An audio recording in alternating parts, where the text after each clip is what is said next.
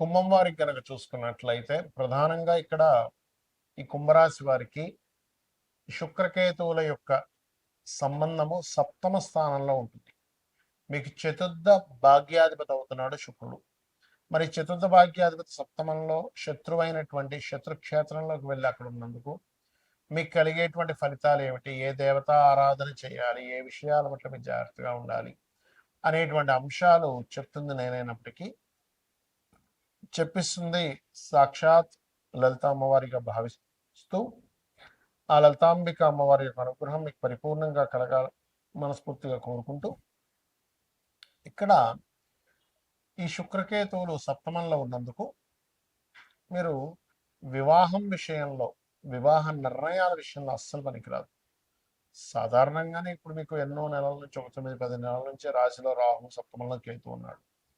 అయితే సప్తమంలో సప్తమ స్థానం అనేటువంటిది వివాహ స్థానం కాబట్టి వివాహ సంబంధించిన విషయంలో అది డిస్టర్బెన్స్ని క్రియేట్ చేస్తూ ఉంటుంది. దాంతోపాటు ఇంకొక గ్రహం వచ్చి తోడైంది, శుక్రుడు వచ్చి తోడయ్యాడు. శుక్రుడు సహజంగానే వివాహానికి కారకుడు కాబట్టి వివాహ నిర్ణయాలు జూలై 5వ తేదీ నుంచి ఆగస్టు 1వ తేదీ వరకు తీసుకోకపోవడమే మంచిది. Point number 1. ఇక రెండవది పార్ట్నర్షిప్స్, గవర్నమెంట్ వ్యక్తులతో కానీ స్త్రీలతో కానీ ఆధ్యాత్మిక రంగాల్లో ఉండేటువంటి పార్ట్నర్షిప్ చేసే విషయంలో 1-4 సార్లు మీరు ఏ బిజినెస్లోకి ఎంటర్ అవుతున్నారు, మీకు అది పనికి వస్తుందా లేదు. వాళ్ళు చెడ్డవాళ్ళని కాదు, ఈ రూపంలో వస్తుంది కారకత్వం, గుర్తుపెట్టుకోండి. వాళ్ళు ఏదో చెడ్డవాళ్ళు వాళ్ళతో చేయకుండా అని చెప్పేది అది కాదు. ఎప్పుడైనా మనకు ఒక నష్టం వచ్చేటప్పుడు ఆ యొక్క కారకత్వం రూపంలోనే వస్తుంది, గుర్తుపెట్టుకోండి.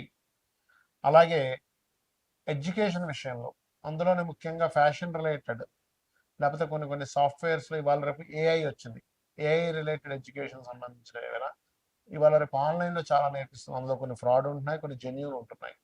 కాబట్టి అది జెన్యూనా కాదా తెలుసుకొని అటువంటి వాటికి మనీ కట్టండి, అటువంటి వాటిలో జాయిన్ అవ్వండి. అంతేగాని తొందరపడేదో ఇప్పుడంతా ఏఐ వచ్చేసింది, ఏఐ ప్రపంచం వచ్చేసింది, ఏఐ ఇమీడియట్గా నేర్చుకోబోతున్నా ఏదో నా కొంప మునిగిపోద్ది అన్నట్టుగా తొందరపడి డబ్బులు కట్టేస్తూ ఉంటారు. అసలు జెన్యూనా కాదా చూసుకోకుండా ఈ విషయంలో జాగ్రత్తగా ఉండండి.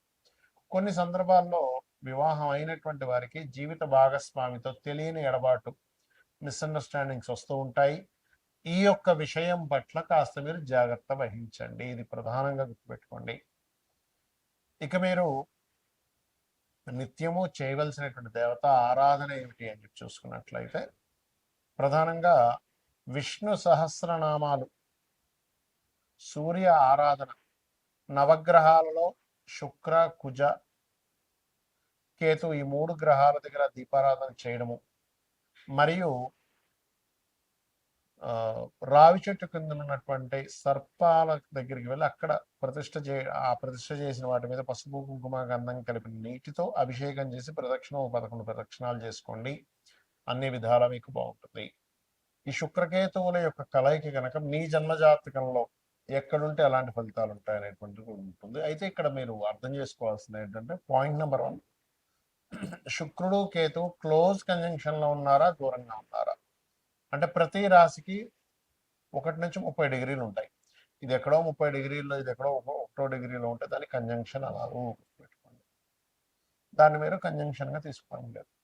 కనీసం 10 డిగ్రీల లోపలైనా ఉండాలి, లేకపోతే ఒకే ఏక నక్షత్రంలో ఉండాలి.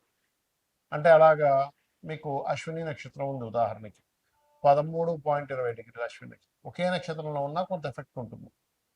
కానీ మీకు డిఫరెంట్ నక్షత్రాలు ఉన్నప్పుడు దాని ప్రభావం తగ్గుతుంది, ఇది గుర్తుపెట్టుకోండి. రైట్.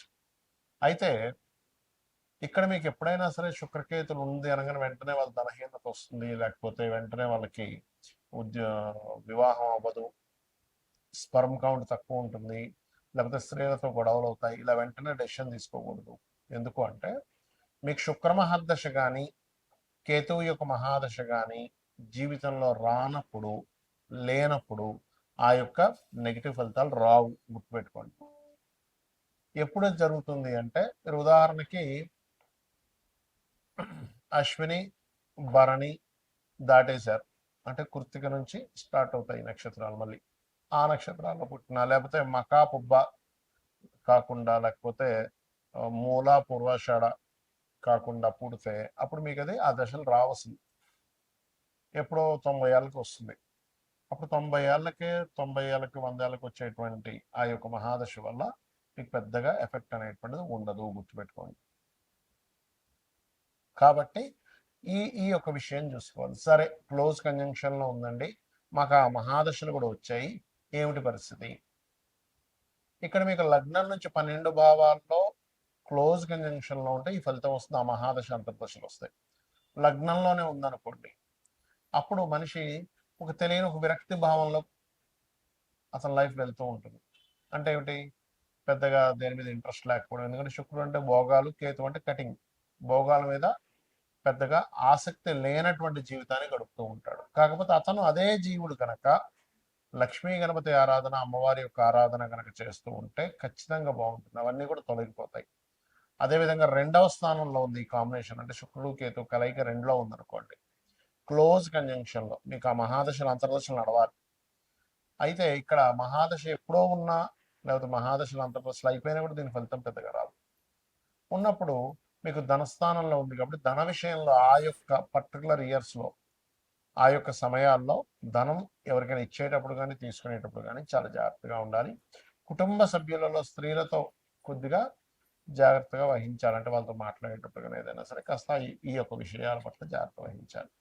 ఇక 3వ భావంలో ఉందనుకోండి శుక్రకేతుడు క్లోజ్ కంజంక్షన్లో మహాదశ అంతర్దశలు వచ్చేటప్పుడు మీరు సిబ్లింగ్స్తో లేకపోతే మధ్యవర్తిత్వంగా ధనం ఇచ్చే విషయంలో ఒక్కోసారి మనం మీడియేటింగ్ చేస్తూ ఉంటారు. అటువంటి విషయాల పట్ల ఇబ్బంది వస్తుంది, గుర్తుపెట్టుకోండి. అలాగే 4వ భావంలో ఉంది, ఆ సమయంలో మీరు వాహనం కానీ గృహం కానీ కొనుక్కోకూడదు, మీ పేరు మీద కొనకూడదు. సర్వసాధారణంగా కేతువు 4లో ఉండి శుక్రుడితో ఉంటే వీళ్ళ పేరు మీద అసలు సైకిల్ కూడా ఉండకూడదని చెప్తాను నేనైతే. ఎందుకంటే వాహనము గృహము వచ్చినప్పటి నుంచి వీళ్ళ కష్టాలు ప్రారంభం అవుతాయి, మళ్ళీ అవి అమ్మేసేదాకా కష్టాలు పోవు. కాకపోతే వీళ్ళు ఎవరైనా వీళ్ళ జీవితంలో అంటే వీళ్ళ తాత ముత్తాలు కదా ఇతని కానీ అమ్మవారి ఆలయాన్ని కనుక కట్టించినట్లయితే ఆ దోషం వీళ్ళకి వర్తించదు. ఎందుకంటే అది ఆ రూపంలో యోగంగా మారింది.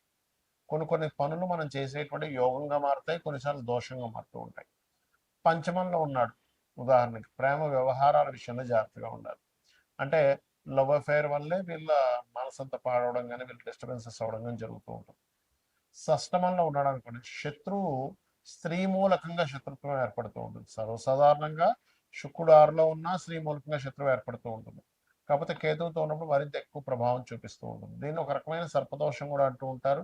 దీనికి మీరు మన రావి చెట్టు కింద ఉండేటువంటి శుక్రకేతు గ్రహాల దగ్గర, అంటే శుక్రకేతు గ్రహాల దగ్గర దీపారాధన, రావి చెట్టు కింద ఉండేటువంటి సర్పాలకి పసుపు కుంకుమ గంధం కలిపిన వాటర్ని కలిపి వేయడం కూడా మంచిది. ఇక సప్తమంలో ఉంది, వ్యవహారాల విషయంలో ఇబ్బందులు వస్తాయి, దూరంగా ఉండడం. సమ్ టైమ్స్ ఒక్కోసారి ఏమవుతుందంటే సప్తమాధిపతి బాగున్నాడు అనుకోండి, అప్పుడు దూరంగా ఉండడం, ఈయన ఏదో విదేశాలు వెళ్ళడం, లేదా ఆ అమ్మాయికి ఏదో విదేశీ ఛాన్సెస్ రావడం, ఇలా ఎడబాటు ఉంటుంది. అష్టమంలో అనుకున్నట్లయితే శుక్రకేతువులు తాతగారి ఆస్తి విషయంలో ఇబ్బందులు ఉంటాయి, తాతగారి ఆస్తి వీళ్ళు తీసుకోకూడదు. భాగ్యంలో ఉంటే తండ్రి గారు మంచి